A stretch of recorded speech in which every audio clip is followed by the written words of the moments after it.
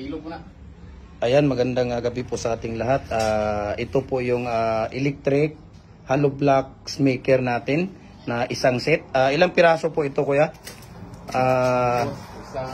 Ang labas nito 5.5 o 2 sa 4.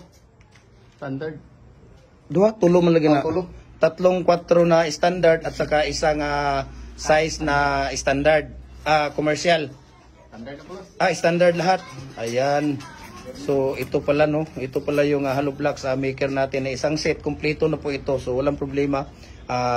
O PM lang po kayo sa akin at ibigay natin sa inyo ang mga price list dito, no. Follow na po kayo sa ating Gym Hardware and Kuko Lumber and Concrete Products, Balulang brands. Gym Hardware and Kuko Lumber and Concrete Products, Ganituan brands. At saka sa ating Gym Hardware and Kuko Lumber, Tambo Makasandig brands. At saka sa ating YouTube channel, Felix Tan Pagikan Jr. At saka sa ating Instagram account, Felix_Pagikan 2000. At saka sa ating personal Facebook account, Felix Tan Pagikan Jr. para updated po kayo sa mga video. So isang set po yan. Yung mga plate niya, ilang plate ang kasama dito, kuya? Sa isang molder?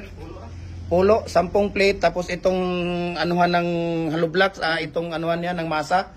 Ayan, ito po yung isang set niya. Ayan, yan po ang set niya dyan. Tapos apatan. So depende sa inyo kasi ito ang nakalagay dito. Ayan, tatlong standard na 4 at saka standard na 5 pala.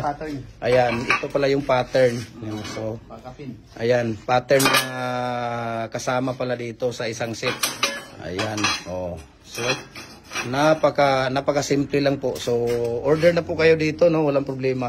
Nagko-customize po tayo dito lahat. Ayan, so yan si Kuya Mimer.